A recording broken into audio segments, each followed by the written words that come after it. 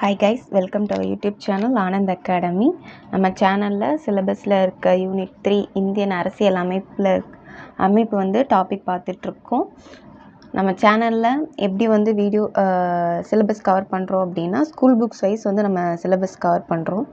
Already நம்ம சேனலில் வந்து 6th social book term 1 term 2 book வந்து கவர் பண்ணியிருக்கோம். டேர்ம் 1ல் வந்து பன்முகத்தன்மையினை அறிவும் மற்றும் சமத்துவம் பெறுதல்ன்ற லெசன் பார்த்தோம். நெக்ஸ்ட்டு தேசிய சின்னங்கள்ன்ற லெசன் பார்த்தோம் டேர்ம் 2லேருந்து. அந்த வீடியோவும் போட்டிருக்கோம். பார்க்காதவங்க அதை பார்த்துட்டு அப்புறம் இந்த வீடியோ வாங்க, அப்போ கொஞ்சம் கிளாரிஃபிகேஷன் உங்களுக்கு கிடைக்கும்.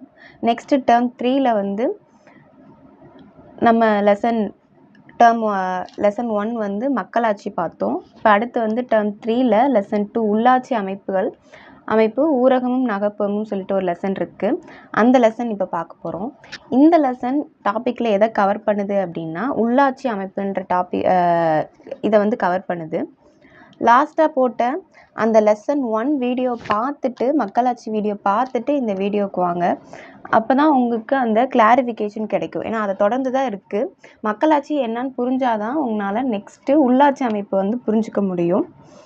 இந்த மாதிரி வீடியோ பார்க்குறதுன்னு நினைக்கிறவங்க சேனலை வந்து மறக்காமல் சப்ஸ்கிரைப் பண்ணிக்கோங்க. அப்போ தான் உங்களுக்கு வீடியோஸ் வந்து மிஸ் ஆகாமல் கிடைக்கும். சரி, இப்போ நம்ம இந்த லெசனுக்குள்ளே போகலாம். லெசன் 2 உள்ளாட்சி அமைப்பு ஊரகமும் நகர்ப்புறமும். சரி, ஃபஸ்ட்டு நம்ம லாஸ்ட் கிளாஸில் என்ன பார்த்தோம்? மக்களாட்சி பார்த்தோம்ல. இப்போ மக்களாட்சினா என்ன? மக்களாட்சியிலே 2 வகையாக பார்த்தோம். நேரடி மக்களாட்சி மற்றும் பிரதிநிதித்துவ மக்களாட்சி பார்த்தோம். நேரடி மக்களாட்சியில் மக்கள் வந்து மக்களே சட்டம் இயற்றுவாங்க.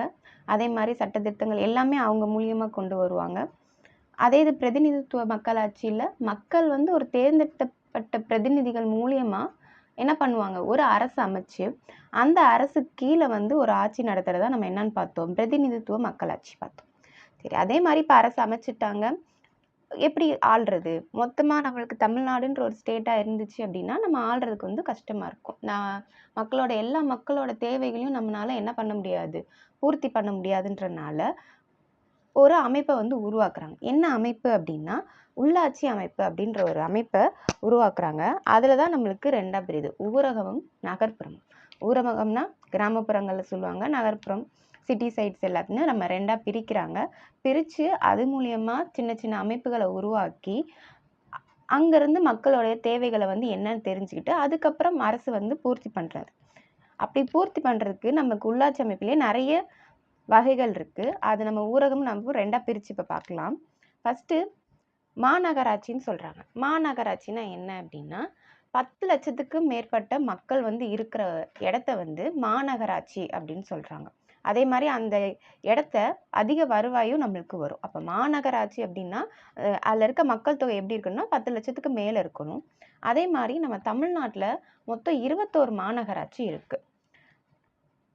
அதில் சென்னை தான் 1688 உருவாக்கப்பட்ட இந்தியாவின் மிக பழமையான உள்ளாட்சி அமைப்பு. இதை வந்து கேட்கலாம். சென்னை தான் ஃபஸ்ட்டு உருவாக்கப்பட்ட இந்தியாவிலே மிக பழமையான உள்ளாட்சி அமைப்பு சென்னை 1688 உருவாக்கியிருப்பாங்க.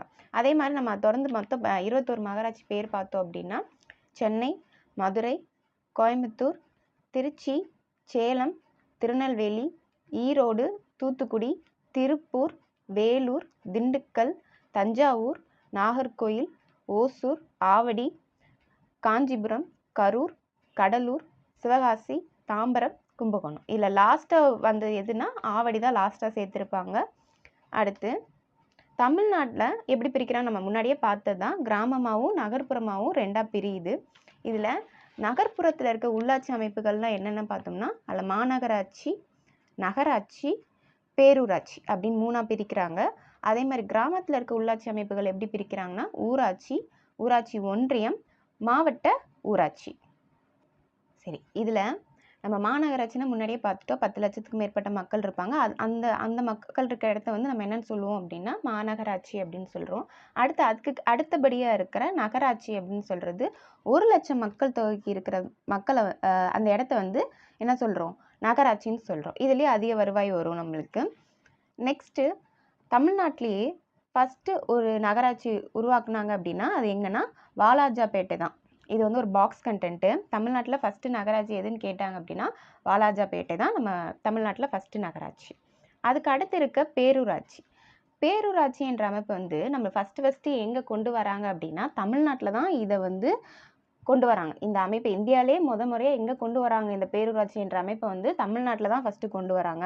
இது எப்படி இருக்குது அப்படின்னா கிராமத்திற்கும் நகரத்திற்கும் இடைப்பட்ட ஊரை தான் வந்து நம்ம இதை வந்து நம்ம என்ன சொல்ல முடியாது, கிராமம்னு சொல்ல முடியாது, நகரம்னு சொல்ல முடியாது, அதுக்கு இடைப்பட்ட ஊரை தான் வந்து என்ன சொல்கிறாங்க பேரூராட்சி அப்படின்னு சொன்னால். இதில் மொத்தம் எத்தனை 10,000 மக்கள் கிட்ட வாழக்கூடிய ஊரை தான் நம்ம பேரூராட்சி அப்படின்னு சொல்கிறோம். ஓகே, இதில் இப்போது மாநகராட்சியில் எடுத்துக்கிட்டோன்னா இது ஒவ்வொன்றுக்கும் அதோட தலைமை பொறுப்புன்னு இருப்பாங்க. அந்த தலைமை பொறுப்பு யாரெல்லாம் இருக்காங்க பாருங்கள். இந்த மாநகராட்சியை ஆள்றதுக்கு இந்திய ஆட்சி பணி அதிகாரி தான் வந்து எப்படி செயல்படுவார்னா ஆணையராக செயல்படுவார். அது ஒரு தலைவராக வந்து இந்த மாநகராட்சிக்கு இருப்பார். அதே மாதிரி நகராட்சிக்கு அரசு அதிகாரிகளை வந்து ஆணையராக இருப்பாங்க. அதே மாதிரி பேரூராட்சிக்கு அதோட நிர்வாக அலுவலர் யார் அப்படின்னா செயல் அலுவலர் இருப்பார், எக்ஸிக்யூட்டிவ் ஆஃபீஸர் இருப்பார், இஓ. இவங்களுக்கு கீழே தான் இந்த மாநகராட்சி செயல்படும். மாநகராட்சிக்கு வந்து யார் இருப்பாங்கன்னா இந்திய ஆட்சி பணி அதிகாரி இருப்பார். நகராட்சிக்கு வந்து அரசு அதிகாரிகள் இருப்பாங்க. பேரூராட்சிக்கு வந்து செயல் அலுவலர் இருப்பாங்க.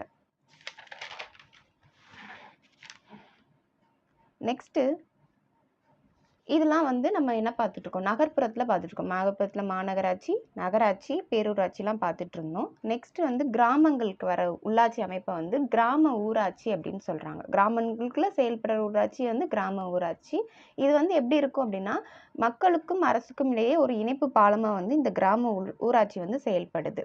இதில் மக்கள் தொகைக்கு ஏற்ப தான் வந்து இதை பல பகுதிகளாக பிரிக்கிறாங்க. அதை வந்து பிரிக்கிற பகுதியில் எப்படி சொல்கிறாங்கன்னா வார்டு அப்படின்னு சொல்கிறாங்க. இதன் பிரதிநிதிகளை வந்து எப்படி தேர்ந்தெடுக்கிறாங்க அப்படின்னா மக்கள் தான் வந்து தேர்ந்தெடுக்கிறாங்க. அப்போது இந்த தேர்ந்தெடுக்கப்படுற பிரதிநிதிகள் எப்படி இந்த கிராம உள்ளாட்சியில் இருக்காங்கன்னா யாரெல்லாம் மக்கள் தேர்ந்தெடுக்கிறாங்க அப்படின்னா ஊராட்சி மன்ற தலைவரை மக்கள் தேர்ந்தெடுக்கிறாங்க. அதே மாதிரி அதில் வேலை பார்க்குற பகுதி உறுப்பினர்களை தேர்ந்தெடுக்கிறாங்க. அதுக்கப்புறம் ஊராட்சி ஒன்றிய உறுப்பினர்கள் கவுன்சிலர்னு சொல்லுவாங்க, அவங்கள தேர்ந்தெடுக்கிறாங்க. அடுத்து மாவட்ட ஊராட்சி குழு உறுப்பினர், இவங்க எல்லாத்தையுமே என்ன பண்ணுறாங்கன்னா மக்கள் தான் வந்து தேர்ந்தெடுக்கிறாங்க. நெக்ஸ்ட்டு இப்போ கிராம ஊராட்சினா என்னன்னு பார்த்துட்டோம். அது வந்து என்னென்னா மக்கள் தொகைக்கேற்ப கொஞ்சம் கொஞ்சமாக பிரித்து நம்மளுக்கு வந்து கிராம ஊராட்சி சொல்கிறாங்க. அடுத்து ஊராட்சி ஒன்றியம். ஒன்றியம்னா என்ன அப்படின்னா இந்த கிராம ஊராட்சிகள் இருக்கு இல்லையா, அதெல்லாம் வந்து ஒன்றிணைந்து ஒரு கிராம ஊராட்சி ஒன்றியத்தை உருவாக்கும். இப்போ ஒரு 10 ஊராட்சி இருக்குது அப்படின்னா கிராம ஊராட்சி இருக்குன்னா அதெல்லாம் ஒன்று சேர்ந்து என்ன சொல்லுவாங்க அப்படின்னா ஊராட்சி ஒன்றியம் அப்படின்னு சொல்லுவாங்க. கொஞ்சம் கொஞ்சம் பேரை குழுவாக சேர்ந்துக்குவாங்க. இதனோட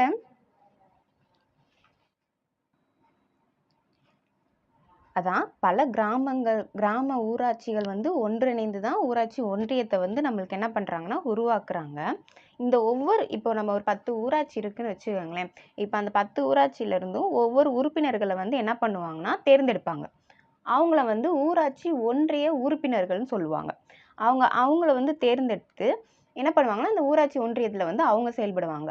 இப்படி அந்த ஒன்றிணைந்த உறுப்பினர்களில் அவங்களே என்ன பண்ணிப்பாங்க, தலைவர்களை செலக்ட் பண்ணிக்குவாங்க. அவங்களே வந்துட்டு துணைத் தலைவரும் எல்லாமே செலக்ட் பண்ணி அவங்க ஒரு ஊராட்சி ஒன்றியத்தை வந்து ஃபார்ம் பண்ணுவாங்க.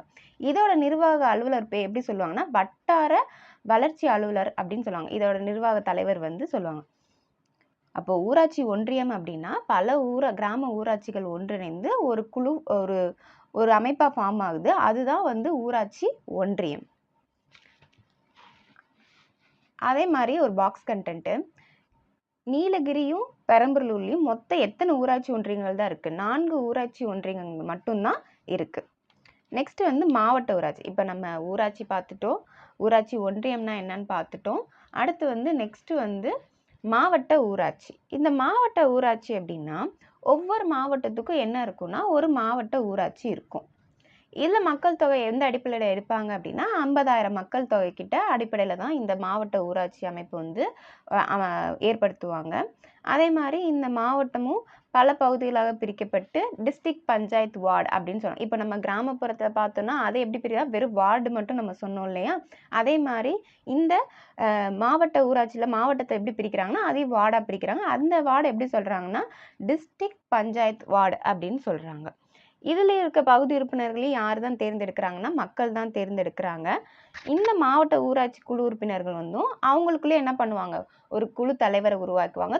துணைத் தலைவர்கள் அவங்களே வந்து என்ன பண்ணுவாங்க, ஏற்படுத்திட்டு இவங்களோட வேலை என்ன அப்படின்னா, இந்த ஊராட்சி ஒன்றியங்களும் இருக்கு இல்லையா, அதோட வளர்ச்சி திட்டங்களை வந்து இவங்க வந்து கண்காணிப்பாங்க. ஏன்னா அவங்க அப்படி கவனிச்சாதான் அவங்களுக்கு தெரியும் மக்களுக்கு என்னென்ன தேவை அப்படின்னு தெரிஞ்சு அவங்க வந்து அந்த திட்டங்களை, வளர்ச்சி திட்டங்களை வந்து செயல்படுத்துவாங்க. இப்போ அரசு வந்து ஒரு வளர்ச்சி திட்டம் அறிவிக்குது அப்படின்னா அதை செயல்படுத்துறது யார் செயல்படுத்துவாங்கன்னா, இந்த ஊராட்சி ஒன்றியம் செயல்படுத்துவாங்க. அந்த செயல்படுத்துறத யார் கண்காணிப்பாங்க அப்படின்னா, அந்த மாவட்ட ஊராட்சி வந்து கண்காணிக்கும். ஸோ இந்த உள்ளாட்சி அமைப்புல வந்து எப்படி இருக்குன்னா, மக்கள் தான் வந்து பிரதிநிதிகளை வந்து தேர்ந்தெடுக்கிறாங்க. எப்படி ஓட்டிங் மூலமா எலெக்ஷன் தான் நம்மளுக்கு நடக்கும். நம்மளுக்கு டைரக்ட் எலெக்ஷன் தான் நடத்துவாங்க. நேரடி தேர்தல் மூலியமா தான் இவங்க எல்லாத்தையுமே தேர்ந்தெடுக்கிறாங்க. இங்க இருக்க தொகுதிகளை வந்து எப்படி சொல்றாங்க, பகுதிகள் அப்படின்னு சொல்லி, வார்டு அப்படின்னு சொல்லி பிரிக்கிறாங்க. இதுல இருக்க எல்லா உறுப்பினர்களையுமே மக்கள் தான் தேர்ந்தெடுக்கிறாங்க. அப்படிதான் நம்ம மாநகராட்சிக்கு தலைவர் வந்து மேயர், அவங்களையும் நம்ம நேரடி தேர்தல் மூலியமா தான் என்ன பண்றோம், தேர்ந்தெடுக்கிறோம். நெக்ஸ்ட் இப்படிதான் நம்மளுக்கு உள்ளாட்சி அமைப்புகள் வந்து செயல்படுது. நம்ம நகர்ப்புறம்னு பார்த்தோம்னா மாநகராட்சி, நகராட்சி, பேரூராட்சி நம்மளுக்கு செயல்படுது. கிராமப்புறமா பார்த்தோம் அப்படின்னா ஊராட்சி ஒன்றியம், மாவட்ட ஊராட்சி இந்த மாதிரி பிரித்து வந்து என்ன பண்ணுறோம் அப்படின்னா செயல்படுத்துகிறோம். இந்த அமைப்புகள்லாம் வச்சு நம்ம கிராம பணிகளை வந்து மேற்கொண்டு நம்மளுக்கு அது மூலியமா வரி கலெக்ட் பண்ணி அந்த வரி மூலியமா நம்மளுக்கு வளர்ச்சி திட்டங்களை வந்து செயல்படுத்துறாங்க. சரி, அது மாதிரி கிராம ஊராட்சி பணிகள்லாம் என்னென்ன அப்படின்னு பார்த்தோம் அப்படின்னா, இவங்க வந்து குடிநீர் நம்மளுக்கு இது பண்றது, தெருவிளக்குல ஏதாச்சும் அமைச்சு தர்றது, அப்புறம் ஊர் சாலைகளை வந்து அமைச்சு தர்றது, கழிவுநீர் கால்வாய், அப்புறம் மத்திய மாநில அரசுகள் ஏதாச்சும் நலத்திட்டங்கள் சொல்லிச்சுன்னா அந்த நலத்திட்டங்களை வந்து மேற்கொள்றது, இதெல்லாம் வந்து கிராம ஊராட்சியோட பணிகள். இதோட விருப்ப பணிகள்னு சொல்றாங்க. விருப்ப பணிகள்னா என்ன அப்படின்னா, இது தவிர மற்ற பணிகள்லாம் மேற்கொள்றாங்க. அதாவது பூங்கா அமைச்சு தர்றது, நூலகங்கள்லாம் அமைச்சு தராங்க, அப்புறம் விளையாட்டு மைதானத்தை ஏதாச்சும் இருக்குன்னா அதையும் அமைச்சு தரது தான் நம்மளுக்கு விருப்ப பணிகள் அப்படின்னு சொல்றாங்க. அடுத்து இதுல இருந்து வருவாய் வரும். நம்மளுக்கு என்னென்ன வருவாய், இப்போ இது இருக்கு, வரி, வீட்டு வரி, தொழில் வரி, அப்புறம் கடைகள் மீதான வரி, குடியிருப்பு கட்டணம், இது மாதிரி நிறைய வந்து வரி வச்சு அந்த வரி மூலியமா நம்மளுக்கு வளர்ச்சி திட்டங்களை வந்து இந்த கிராம ஊராட்சி அமைப்பு வந்து நம்மளுக்கு என்ன பண்ணி கொடுக்குது, நலத்திட்டங்களை செயல்படுத்துறாங்க. நெக்ஸ்ட் இது வந்து கிராம ஊராட்சியோட பணிகள், வருவாய் நம்ம பார்த்தோம். அதே மாதிரி தான் மாநகராட்சிக்கும் பணிகள் இருக்கும், வருவாய்க்கும் சேர்ந்தான். அங்கேயும் நம்மளுக்கு குடிநீர் வழங்குவாங்க, தெருவிளக்கு, தூய்மை பணி, மருத்துவ சேவை, சாலைகள் அமைத்தல், அதோட வருவாயும் அதே தான். வீட்டு வரி, குடிநீர் வரி, தொழில் வரி, வாகன கட்டணம், பொழுதுபோக்கு வரி, இந்த மாதிரி நிறைய வரிகள்லாம் நம்மளுக்கு இருக்கும். இதெல்லாம் நம்ம இவங்களோட பணிகள் பார்த்து அதுக்கப்புறம் அவங்க வளர்ச்சி திட்டங்களை வந்து நம்மளுக்கு செயல்படுத்துவாங்க. ஸோ உள்ளாட்சி அமைப்பு அப்படின்னா நம்மளுக்கு ஊரகமும் நகர்ப்புறமும் வந்து நம்ம என்னென்ன பார்த்துருக்கோம், மாநகராட்சினா என்னன்னு பார்த்துருக்கோம், நகராட்சினா என்னன்னு பார்த்துருக்கோம், பேரூராட்சினா என்னன்னு பார்த்துருக்கோம். நெக்ஸ்ட்டு அதில் இருக்க கிராம ஊராட்சி என்னன்னு பார்த்தோம். கிராமத்தில் எடுத்தோம் அப்படின்னா அது வந்து நகர்ப்புறத்துக்கு, அடுத்து கிராமப்புறம்னு வந்தோம்னா கிராம ஊராட்சி பார்த்தோம், ஊராட்சி ஒன்றியம் பார்த்தோம், மாவட்ட ஊராட்சி இதெல்லாம் பார்த்தோம். இதில் எப்படி மக்கள் வந்து எப்படி இந்த அளவுக்கு பிரதிநிதிகளை தேர்ந்தெடுக்கிறாங்கன்னு பார்த்துருந்தோம். அதே மாதிரி இந்த ஊராட்சி பணிகள் என்னன்னு பார்த்தோம், அதோட வருவாய், அதே மாதிரி மாநகராட்சியோட பணிகள் மற்றும் வருவாயெல்லாம் நம்ம பார்த்துட்டோம். நெக்ஸ்ட் வந்து